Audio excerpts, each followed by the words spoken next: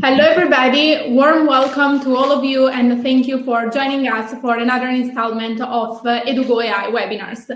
I am Nicole Carvelli, the company Business Development Executive, and I'm currently speaking from Italy. Today, we are going to tackle one of the biggest challenges in language education nowadays, that is how to engage and motivate a student in online language classroom.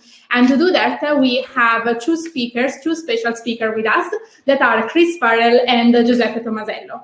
So first thing first, I'd ask you guys to give a brief introduction of yourself to our audience. But all the while, I'd love to ask first to our audience and to all the attendees, where are you guys following us and which is your teaching context? So please drop the message in the chat box, and so we can see how international are we. All the while, if you guys would like to start introducing yourself, you can. Giuseppe, you can go first. Okay, sure. Thank you, Nicole, for the introduction. I'm Giuseppe Tomasello. I'm actually the founder and CEO of Edugo.AI.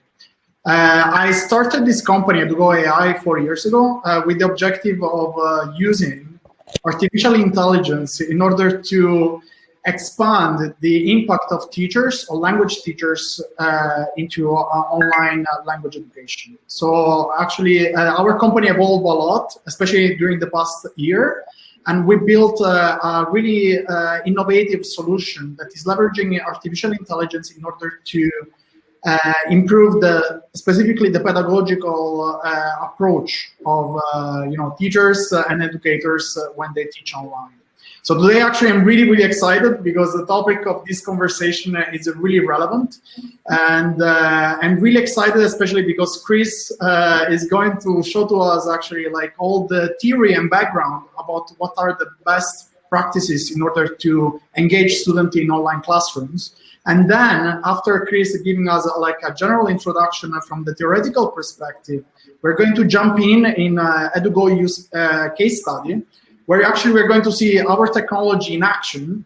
And I'm super excited because today actually we're going to show to you for the first time ever this new feature that we developed, which is Edugo Classroom, that is enabling actually a group of students to use the technology, our AI technology, in a classroom setting. So really excited. I think this is actually one of the biggest release we ever had in terms of features, and so yeah, I'm really looking forward for this session. So stay with us till the end, and see actually what we actually build, because I think it is really interesting.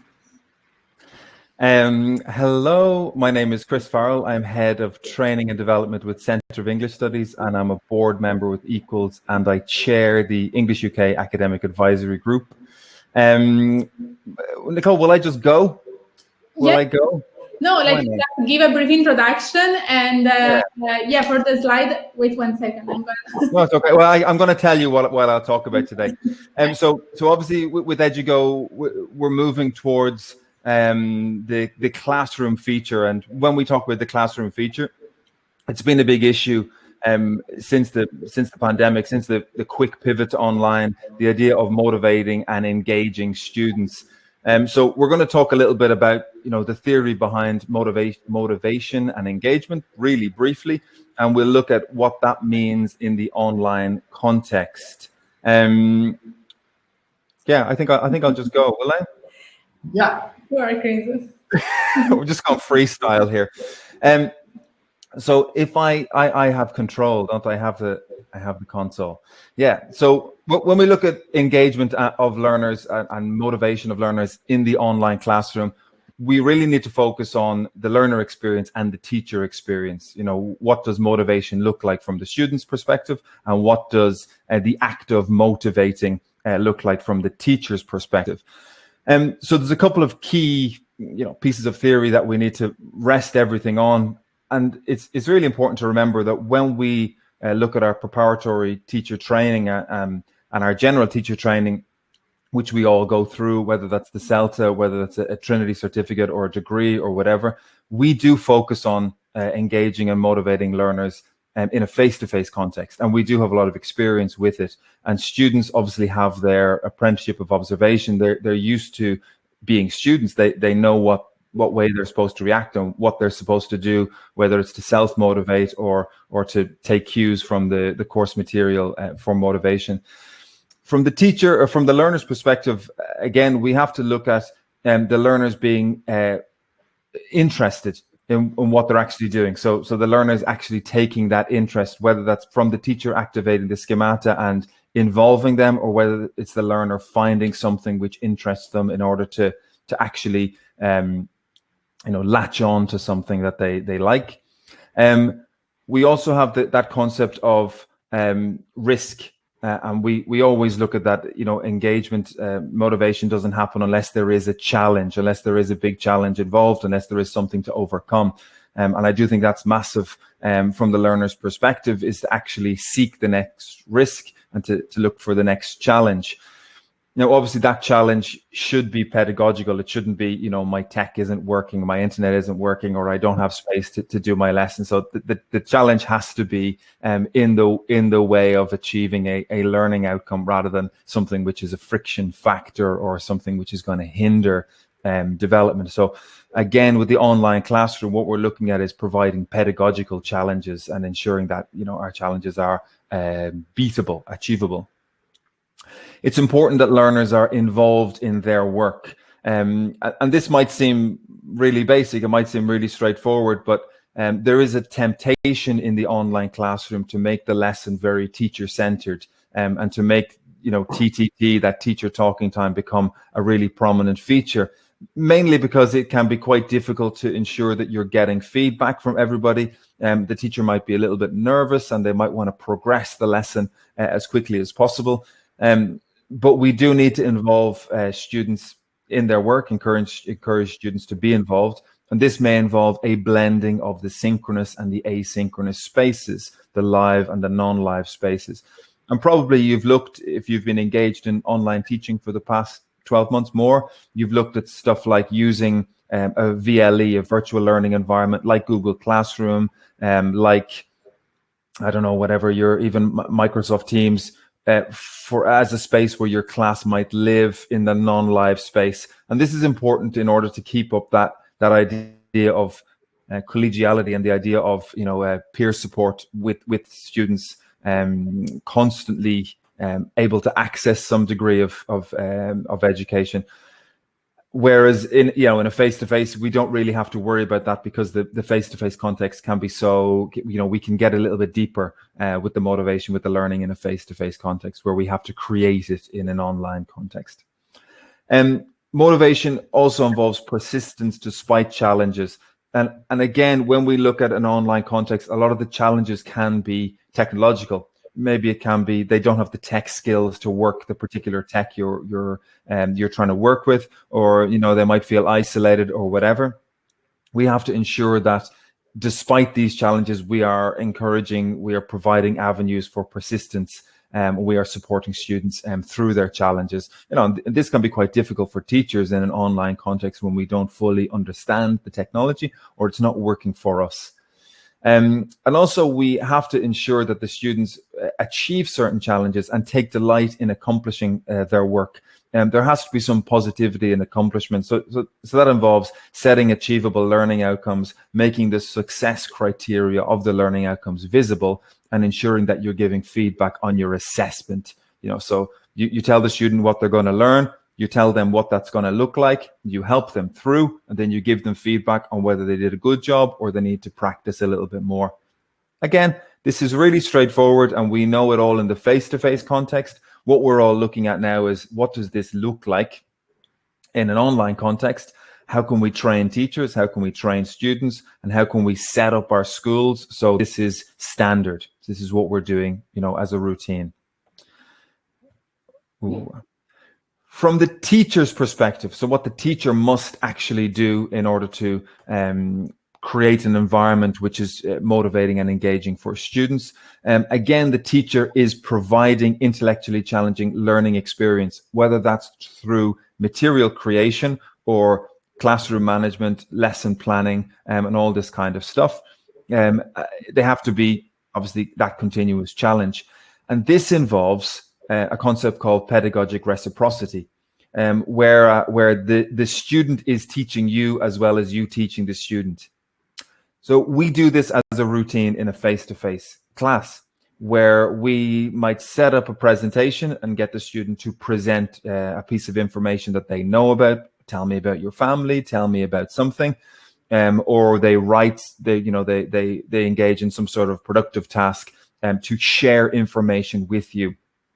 Again, this seems pretty straightforward, but we have to routinize it as part of our online context. We have to ensure that in every single lesson, the students are given the opportunity to teach you something, to actually express themselves in such a way as they feel heard and they feel like they have contributed to the lesson. And this is a really, really important concept to keep at the heart of what you're doing in every single lesson. It could be a good guideline. Have you encouraged every single student in the lesson to teach you something during that lesson? And this could be a really good guideline for motivation, because if you attend the class and you don't really get to contribute anything of yourself, it's quite demotivating, I think. One of the issues with motivation, and it's a challenge that teachers must engage with and institutions must engage with, is the issue with this lack of ability to observe student engagement and to really see what's happening with students. We've looked at the issues with monitoring and getting real assessment of production and skill development. This has happened a huge amount in the past year, and it is really something which we have to try get the technology to work for us and try get the materials to work for us in this concept, where we are collecting student responses, encouraging students to work together on projects where we can see what's happening, and we can actually see how the students are actualizing the certain skills that they're developing. Because we have learning outcomes which we set in lessons, face-to-face lessons, and then we follow up with and we understand how they look. And we have to ask ourselves in an online context, are our learning outcomes still appropriate? Are they actualized? Are they achieved in the same way? And do we know that we're engaging students in that process? Are we giving them learning outcomes which are not appropriate for the online context? So, this is a big consideration for the institution. It's also a big consideration for the teacher. We also finally want to look at balancing that intrinsic and extrinsic motivation. And obviously in an ideal world, what we are looking at is students who are all intrinsically motivated they're interested and they enjoy learning. They enjoy learning every day. They come in and, you don't have to do much work with them. That's not going to happen all the time. It's not really a realistic situation to expect. So really what we're focusing on as teachers is the right-hand side of the extrinsic motivation. It's setting goals and giving feedback on goals. So setting achievable learning outcomes and providing appropriate assessment of progress of these learning outcomes. We can set up lots of different kind of furry and funny things, games, whatever else, to keep the students engaged at certain junctures in the lesson.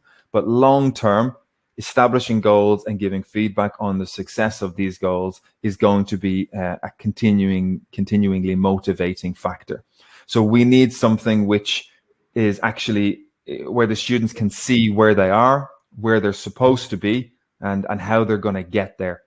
So whether that's an online platform where they can track their own progress, or where the teacher can see exactly what's happening on a dashboard, or whether that's something recorded in paper, whatever you might want to do, it has to be something which shows learners realistic development pathways, regardless of how young they are, and allows for feedback on those particular pathways. Does that make sense to everybody? I hope so. Yeah. And you're all there. Good. Positive. So if you look at the National Board of Teaching Standards, they've got 5 different criteria. I suppose that they say this is how you motivate students. We're going to look at all of these individually. Actually, we're going to look at 4 of them. We're not going to look at the be inspirational. I'm not going to put that pressure on teachers to try be inspirational every day, especially before coffee. but we'll look at the other four, this idea of a growth mindset, the idea of meaningful and respectful relationships, the concept of a community of learners, and then the expectations and goals, which I've kind of looked at a little bit already.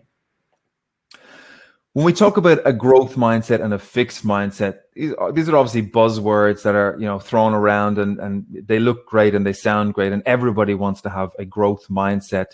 But we really need to consider what that looks like in a face-to-face classroom and what it looks like in an online classroom. We have to encourage students, as I said before, to take risks. Unfortunately, when there's a change of context, like a move to online, there's frequently a freeze or a fixed mindset where people get frustrated very easily. People feel a little bit closed because they don't like the context. They don't like the technology. They feel it's a little bit false, a little bit fake. And as it says there, it limits their abilities to be the most effective teacher they can be. And that is so easy to be in that fixed mindset. So from the institutional perspective, you have to encourage and train the teachers to focus on the positives, I suppose, on the positive aspects of online learning and how they can further their own students' development in this case. And then from the teacher's perspective, you have to look at things like constructive feedback, things like achievable challenges and visible progress, things like failure being an opportunity, and how that is communicated in the online context. It all seems one of these things which is easy to say, difficult to do. But once we begin to recognize what we're doing and how we're actually approaching lessons and setting up lessons, we do begin to see that clear dichotomy between fixed mindset and growth mindset. And all we're trying to do is steer more towards the purple, steer more towards the growth mindset and away from the fixed mindset, especially in these times where there is a little bit of turmoil. The second thing they listed was looking at meaningful and respectful relationships. And this has been a really big challenge in the move to online, especially if you've got 30 kids in your classroom and you're trying to establish a relationship with them when you maybe have not even met them face to face. It can be a massive challenge for teachers, and I completely understand that people are not trained to be able to deal with that context, and a lot of what has been happening is survival. And this is obviously a massive challenge for institutions and also for AI companies, for tech companies as well, to actually be able to establish platforms that allow for meaningful and respectful relationships. There must be criteria of roles and responsibilities. So what is the role of the teacher? What is the role of the student? This needs to be set out and clear if motivation is to happen, because lack of communication or a breakdown in communication can often happen when people are not sure of what their role is vis-a-vis other students, what their role is vis-a-vis the teacher. So it must be really clear and transparent what you're allowed to do and what you're expected to do.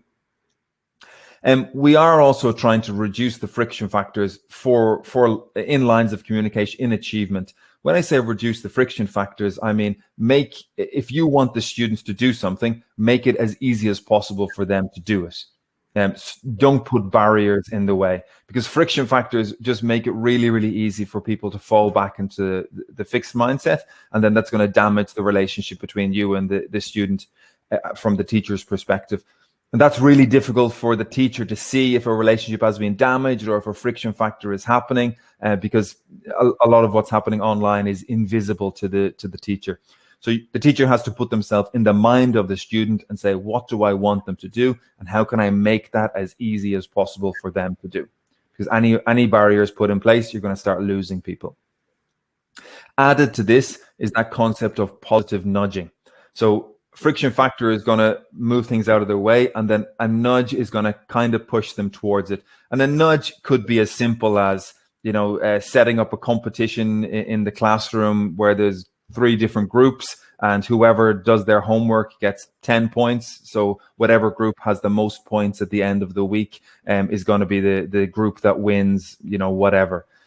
These are really simple nudges, that are supposed to push students towards, manipulate, if you want, towards a goal, which is a common goal, which is a positive for everybody.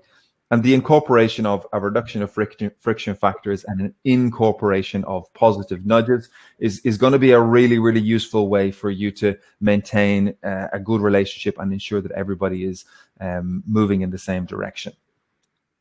Obviously, it goes without saying as well, clear feedback and correction and clear lines of communication are essential. Not just lines of communication from the teacher to the student, but student to student, and also student to administration if necessary, or teacher to parent if necessary.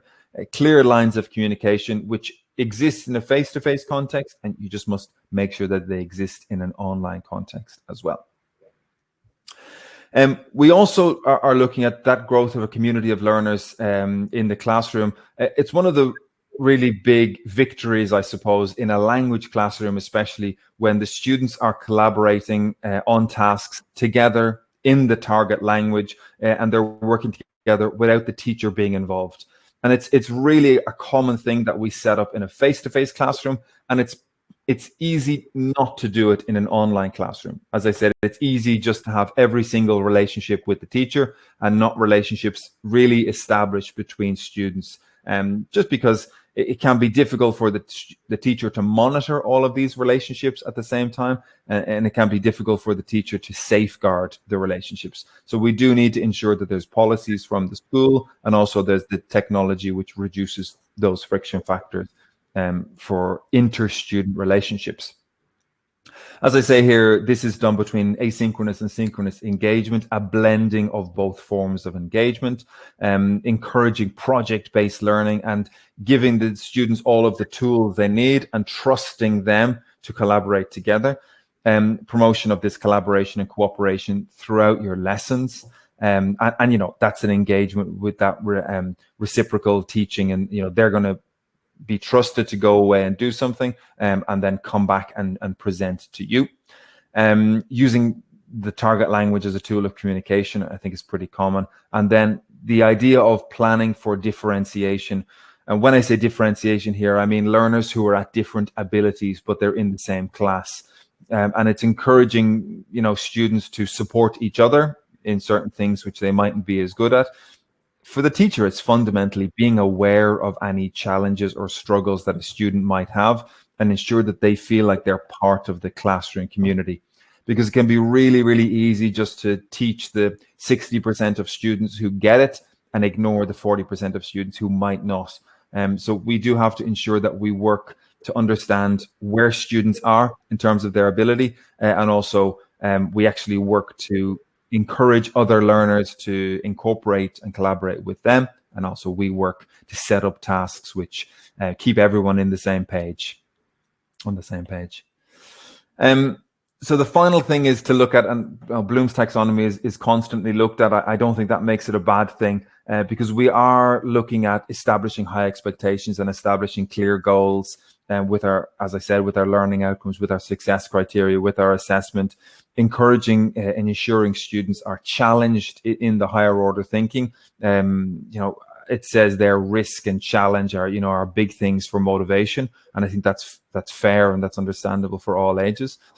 We also look with any of these online contexts with the STAMR model and whether we're using technology merely to substitute or augment what we're doing, or whether we're actually utilizing the technology and the tools that are available to us to modify and redefine education as we see it.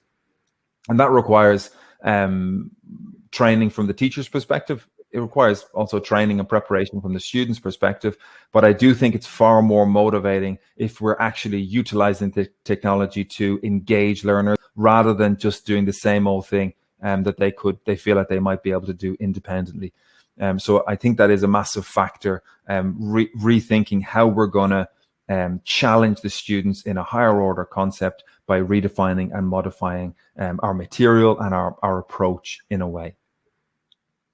So the final thing I want to look at is when I look at the teacher's perspective, the institution's perspective, we need to consider teacher competency and teacher training. So what aspects of the teacher's role and the teacher's ability need to be focused on for further training?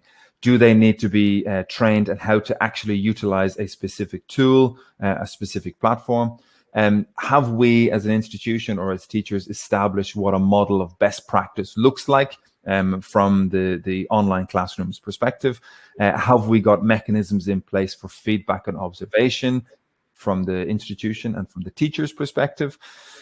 Are we gaining experience, and are we building on that experience, and are we becoming learning organizations? And have we developed an ability to actually utilize some tools and some tricks which we may have always used in the face-to-face context? Have we begun to gain the ability to use them in an online context? Now, because I think once the teacher gets a little bit more experience and they can have an understanding of what they can do to quickly motivate particular students, I think that's when you begin to get a huge amount of growth in that area. I think, yeah, that's it. I think that's it from me. That was just yeah. Any questions? That was, as I said, it was just a really, really quick overview of what motivation and engagement looks like in a general pedagogical sense, and with some considerations for online, how we're going to make that work in an online environment. So if anybody has any questions, I would. Yeah, I think so far there are a lot of comments and questions in the chat, but so we can go through them. Yeah, I'll go through them. So I'm gonna go past all of the hellos. Hello. Hello from Taiwan, Switzerland, Belgium, Greece. Oh, excellent. Okay, so slides will be available. Yes. Yeah. Hi. Oh God, let's jump down again. Also make slides available. Learning outcomes are not the appropriate for online class. I do resonate with this, especially. Yeah. So and this Jian Hong. Learning outcomes. This is been a big learning experience for me. Learning outcomes and how they're actually achieved has massively changed. A lot of them are not the same online, or they're certainly not achievable in the same way. So I think that's great. Yeah, it makes sense. Good. Thanks, guys. Might not exactly about the younger ESL learners. Yeah, there is that issue with younger learners as well, which we need a little bit more time to dig into that. But as I said, it was kind of a really quick overview. There's been debate over whether competition is good or not. Motivation theories, I don't know, it's just collaboration over competition. Yeah, I understand that. Yeah, I teach primarily adults, and I found competition can be, as long as you keep it healthy. You know, there is obviously unhealthy competition which can have long-term negative consequences. Differentiation needs to be taken into account. Very true. Okay, super. Could you please announce the reference material? I'm not saying because the presenter picture. Yeah, we'll send you all the material will be sent. Oh, a question. What criteria we can use to observe teachers in online teaching? So I'm not sure the criteria your institution uses or what's recommended, but certainly the majority of the key criteria which might be used in an observation for a CELTA and DELTA are relevant. Obviously, we're not looking at things like classroom position, but the key pedagogical principles are going to be the same. But I think we need to also tack on some other important ones. This does go kind of into a further area, but we do perhaps need to tack on competencies related to, you know, digital competencies. There has to be an understanding from the observer's perspective how certain things are done, you know, how monitoring is done slightly differently, how assessment might be done slightly differently. But I think the fundamentals of pedagogy apply to the online and the face-to-face the same, but there needs to be slight modification perhaps of our documentation. Yeah, that's the same one. Do you think students are more intrinsically motivated when online learning? God, I don't know. I couldn't speak to students. They're more intrinsically motivated when online learning. Victor, I don't know. If you think about your own perspective, you know, people you know, because I always think about the student experience. You know, if I'm a student, what am I like? Am I more intrinsically motivated online? I don't know. Like if I'm face to face, I've gotten up, I've gotten dressed, I've gotten out of the house, I've gone to a place.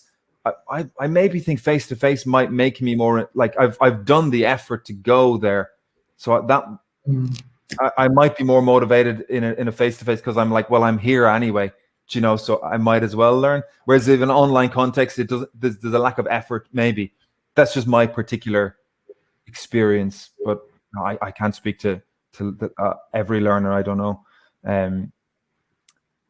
Is that okay? You can always mail me. I'll put in my email address.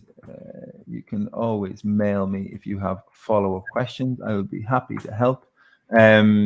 Send me an email if you've got any follow-up questions on motivation. As I said, it was a really quick overview. I'm not interested in what you think my students are not. That was just a really quick overview. But I think the main thing to look at is motivation and engagement are different in face-to-face and online, and we do have to consider how technology can help us as teachers in the achievement of long-term learner motivation and engagement. Perfect. Okay. Well, that was great. Thank you so much, Chris. I got a lot of inspiration indeed from your presentation, and I agree in many points. And also, I believe that there are some really big challenges when we move online, and we are trying to tackle as a technology company. Some of the challenges, especially interaction between like students in an online setting, of course, is really difficult to simulate, like what is your offline bringing online, but that's actually, I believe, one of the big challenges that we need to start to think about, because the future seems to be like more and more transition from offline to online, so we need to start building more tools, and that's actually what we're trying to do at Edugo, is try to build those tools to improve this experience. So I think it's a really great introduction to now demo what is actually our platform. So thank you so much for that. And thank you so much for all the audience. Actually, you guys still online. And so now we're going to show to you some of those tools that we've been building over the past years. And I think our tools actually solve some of the issues that Chris arise. So we're looking forward. I'm going to run now, if that's okay. Yeah, sure. Thank you so much. A prior engagement. Thanks, guys. Any more questions, please email me, and I'll talk to you soon. Enjoy. Bye, Chris. Okay, great. So we jump in on a more practical part. Now we've been actually learning about the theories. Let's now go and jump in into practice, and let's see a little bit what is a real application, and actually try to incorporate all these theories into like a real product. So today, actually, we're going to demo to you the Edugo platform. And we're going to demo to you using like 3 different user persona. So firstly, from the school manager or the admin perspective. And then we go into more pedagogical aspect from the student perspective, and then from the teacher perspective. So I'm really happy to jump into the demo. So Nicole, can you please share the screen, and let's actually see what can you see the screen? Yeah, we can see the screen. Thank you so much. So the platform you're seeing right now is a platform that we deploy for this webinar. Usually our platform is white label, means actually the logo, the branding elements are customized for each school. And so like we can see actually this is the interface from the school manager perspective. And the school manager has a lot of tools that can use in order to manage all the classroom, all the school online. So you can see basically the statistics about the school. You can see all the students, all the teachers enrolled in the school. You can check the payments. You can check all the calendar, so all the upcoming lessons, and so on and so forth. So we just go really quickly through these kind of features. But the feature we're going to show to you today is the classroom, because the topic of today's webinar is about like how to engage students in a classroom setting. And this actually is a new feature that we just developed. So for you guys that already attended to previous webinars, this feature was not available before, but now is actually available. And so here we're going to demo to you how a school manager or administrator can create a new classroom. So you can go and customize the classroom, so you can upload pictures. Let's say we want to create a business English class. Okay, so really quickly we're going to insert the title, description, and some other settings, for example, like the amount of students, and also some categories. Our platform also supports integration with Zoom, so you can input the Zoom link and also like the password Zoom. Okay, so that's. But also our platform has a video call system integrated. So just to show to you that is also possible to integrate with other video conferencing tools. You can also decide the price, so you can put it for free or purchase.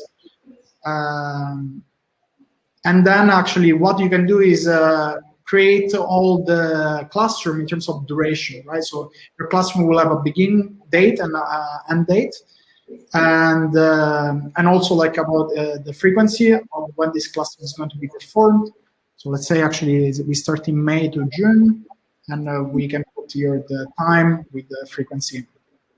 So these are actually all the setup of the platform, right? Yeah, we can skip really quickly. Now that's an interesting part is about the more pedagogical side, because Edugo platform actually supports all the content. Content that is really specific for language learning. And here we can upload like a course. A course is basically like a curriculum. You can imagine like a textbook, right? But is digital, is interactive. And here we can also schedule when these lessons are going to be available, linked to our calendar. Okay, and so students need to wait for a certain period in order to access to a specific lesson in the curriculum. And then from the school manager admin side, you can also add students, invite students to join this class. So let's imagine you already have those students inside your platform. You can allocate, like you can put those students inside the classroom. But as we can see soon, you can use also this classroom tool in order to acquire new students online, right? So you can have two use cases. You can already have those students and you just group them in a class, or you can acquire new students. You can also, as a school admin, you can assign a teacher to the classroom. So that's what Nicole is doing right now, or multiple teachers in case you have this kind of use case. So here we can see actually our summary of the class, which is ready. It seems everything is correct. So you can see also the calendar with all the upcoming lessons. That's it. So we can save and exit. So now the classroom is created. And that actually took really like less than 5 minutes, and you can create your own class, and now is available online. So let's now go from the student perspective, because once the classroom is available online, actually will be available in your landing page. So the one we're seeing right now is a landing page of your school. This landing page can be customized according to the brand elements of your school. And as you can see, by scrolling down, you can see actually discover our class. And here you can find the class we just created. So the class now is online, is available. The students that's coming to your landing page actually can check out the class, and of course can check the description and the amount of participants already enrolled in the class, and also the enrollment time. So you can also check the curriculum of the class, and also the teacher is going to host the class. And so once the student has all this information, can decide to enroll. Of course, it needs, in case the classroom is a paid classroom, it needs to can process the payment in the platform itself, and has to create an account in order to enroll in the class.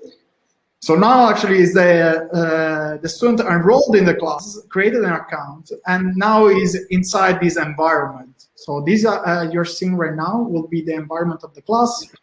Of course, these are new class we just created before, so there is no interaction inside still. But it's going to get populated the more the students start to engage inside the classroom. So this one overview is basically this space where students can interact, and then teacher can send the material and also other kind of content. And then we can see the curriculum. And here basically it will be English B1 course. And the student actually can start seeing all the lessons inside the curriculum, and can start actually do some asynchronous learning. And this actually can happen really quickly from the moment you enroll to when actually you start getting all this asynchronous learning. And we have actually our platform supports the creation of all these interactive and gamified exercises using artificial intelligence. We don't have the time today to show to you how the creation of this content happens. That actually is a really is the topic of a full webinar. Already we've done in the past webinars about the creation of this content. The idea is that like your school can customize the pedagogical content in the digital format. So basically, if you have already some material that you used, you know, in offline classes, you can basically bring that material online and have all different kind of gamified exercises for different skills. And that's actually really specific for language learning. So we built a pedagogical system that is super specific for language learning. And so the one you're seeing right now is basically asynchronous. So it means actually the student can do by himself. And also he can do homework. So we created actually this feature. We call homework. It's basically for a production activity. For example, you're the student has to write an email and basically can write the email so they can produce the language and submit the homework to the teacher. So the teacher will actually receive a notification and give feedback to the student. Yeah, I'm going really quickly because there are a lot of features to show. So then actually, if you guys want, later, I mean, really soon, in 5 minutes, we will finish the demo. You can ask some questions and we can actually show some specific parts of the platform if you're more interested to learn more. So the last user persona is actually the teacher. And so we build a set of features that the teacher can use in order to engage with the class. So we're going to actually open a classroom that is already like populated by many students.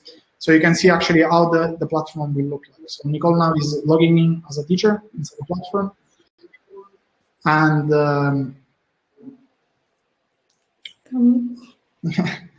okay, so we are logging as a teacher. Okay, great. So the teacher actually will be able to see all the different classes that the teacher is supposed to teach during the period of time.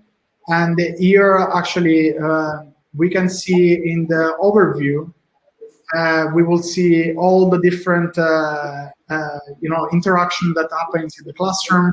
So you can see all the different students are sending messages, and you can share all the lessons and multimedia content. But if you scroll down, actually, you can also enter directly inside the video call. So we have, in our system, we have a video call system that is embedded inside the platform. So this actually is a video call like Zoom, kind of Zoom, but is inside our platform. And basically, here the teacher has some power, special power. For example, you can share content during the class with interactive exercises that really specific for teaching languages. You can record the conversation. I use AI in order to process the content of the conversation. But we don't have the time to show you all those features of the real-time class, because of course that will take another webinar, which already done another webinar on this topic. So we will link to you actually our YouTube channel where you can go and check out all those features about the synchronous part of the class. Let's see a little bit what the teacher can do in terms of checking what is the performance of the students, because as Chris actually highlighted before, it's very, very important that the teacher is aware of what is being actually the performance of the students. In this way, actually can monitor what is the engagement and performance and actually fix in case the students are not performing according to the standards. So here, for example, there is this lesson in a meeting, and the teacher can actually see the list of students, and they can see actually the students already completed the class, and some students are still in progress, and they can also go and view the results. So this is actually really important to monitor what has been the performance of the students during the class.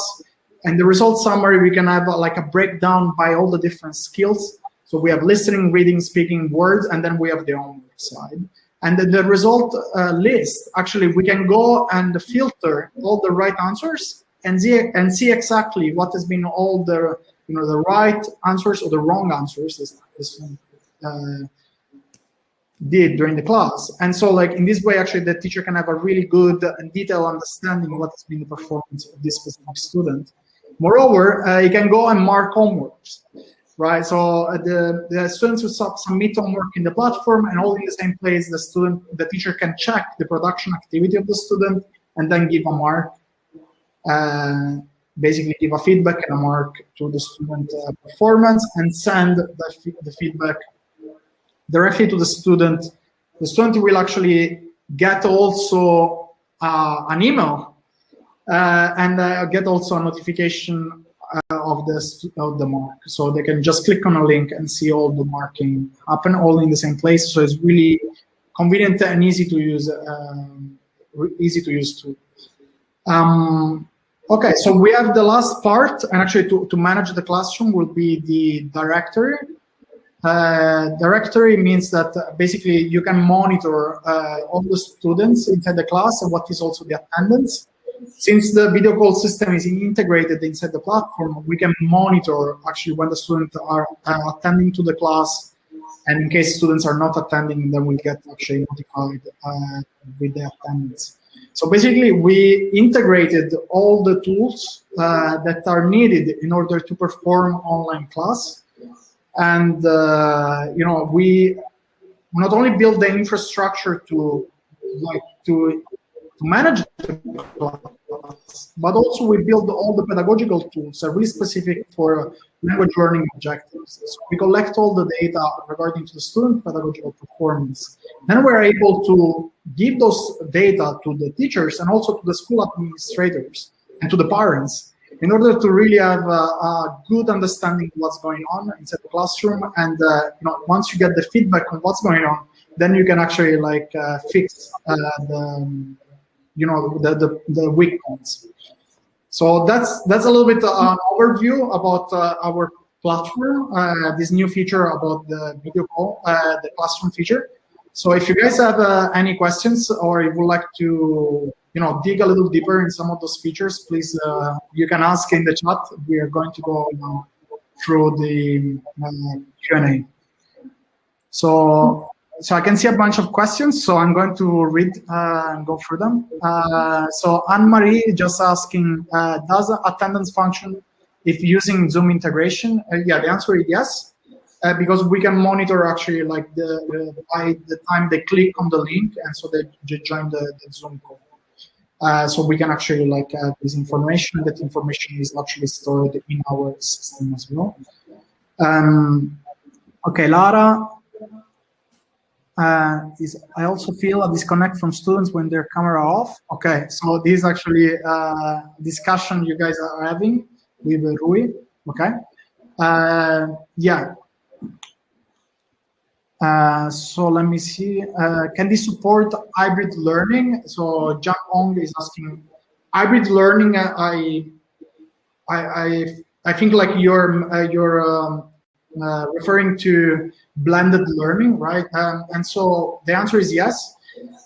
So imagine actually you have an offline class, and then you can move all the pedagogical content in this online version. So basically you have an online version that is representing the interaction in an offline class.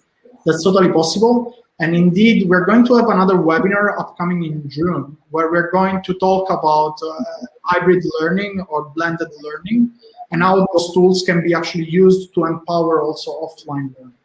Because one thing that we are discovering, I think also after the COVID, is that those tools that you use online are really powerful and actually are even better than the traditional textbook or traditional material I used in offline class.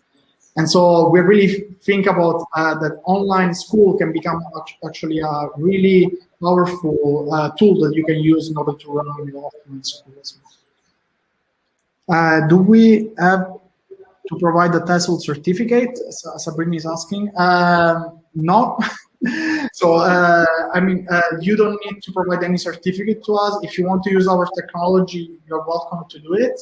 We are a technology provider. We're not like an institution. So, yeah. So we provide technology to institutions. So if you want to go work with some of our customers, which will be like language institutions, then there will be a requirement that they will ask. But that's not up to us as a technology company. Okay. If you we have two questions. Yeah. Okay, so the first one is from Anne-Marie. As an admin, is it possible to bulk invite students? Yes, Anne-Marie, is possible. And actually, we can work with your school in case you have like this kind of like database of students already clustered in in Excel spreadsheet, or maybe you have like your own database. We can actually like create using like a script, like using coding. You can actually like import all of that in our platform, automatically create all the classes. Yeah, we need to build still the interface in the platform in order to do that by yourself. But I mean, at this stage, we can actually do it. There is no problem. So we can talk about that in case you have some specific like requirements. We can talk about that later on. Okay. Then we have Gabriel, who said that he has 100 questions about the AI, but he'll stick to 3. So the first one is which skills can be tested using the AI? Yeah, okay. So right now, actually, we support different skills. For example, we have the speaking exercise that can actually give feedback on the pronunciation of a student. Of course, it's not going to be like accurate as a human giving feedback about pronunciation, but it's pretty accurate already. So the more actually we integrate our technology with a real teacher, the more our tools become more powerful. So basically, right now, our AI can assess student performance in certain skills, but of course, we also give the possibility of the teacher to assess and evaluate the performance of the student. So an example of the speaking, already our AI system is assessing speaking performance, but also the teacher has the possibility to add more feedback about the speaking performance. And that can be applied in actually all the different skill sets. I think the limitation of AI right now is more in the production activities, especially related to pragmatics. So when actually you want to communicate in context, then AI systems are not still really good in assessing student performance about expressing communication needs. But I think the more we actually build AI systems, the more actually this kind of AI are going to become more and more intelligent. They're going to be able to assess more and more students' performance. How does it work on a textual level? I saw some gap fill, etc., but it is ready for big bodies of text. Yes, so the idea of our platform is that the exercises we show you today are just like a really little example of the huge categories of exercises that we can build. And so, for example, one exercise will be that you upload an article, and then our AI will remove or mask some of the words, and then actually the students need to fill those gaps in a bigger text. That's totally possible. But this is just one example. So usually what we do is that if you have some specific requirements in terms of the exercises you would like to build, just show to us, and then we actually try to formulate actually the digital version of those exercises. Okay. So last question from Gabriel, actually, and then we can move on. How has the second language acquisition research inform the AI? Many ways. So there are actually many different learning theories that we try to incorporate in our learning approach. But what we do actually mainly, we build the technology infrastructure, and then we bring experts like Chris, which actually has a long experience in the second language acquisition theories, to incorporate some of those theories inside our technology. So that's a little bit how we work. So basically what we do is we work with the education companies, such as schools, to provide the technology and the digital solution to incorporate their pedagogical beliefs inside our digital product. Okay. Do we have other questions? No, I think it's okay for now, also because it's almost an hour that we are speaking. So For any other question, just we are going to reply to you, as well as we are going to follow up via email. And so I'd like to thank you all for being with us for this special webinar. And also, I'd like to invite you to follow our YouTube page as well as Facebook page, so that you can keep track of all the updates as well as of this webinar recording. Thank you so much for being with us till the end. And I'm really looking forward to continue the conversation with you guys. So any other questions you'd like to ask, please let us know. And also, if you would like to jump in a demo to see more about the technology, we're really open to them to you. Exactly. Thank you so much, Gam. Bye-bye. See you for the next webinar. Actually, there is a new webinar in June. Will be the 10th of June, in 2 weeks, basically. In 2 weeks? Yeah, we're going to talk about blended learning. Exactly. So if you guys are interested in how you incorporate technology in your offline classroom, attend to the next webinar. We're going to send you an email with the invitation to the next webinar. So we're really looking forward to meet you there. And yeah, I wish you a good night, morning, and evening. Indeed, I am in Shanghai actually, so for me it's evening. Yeah. Thank you so much, guys.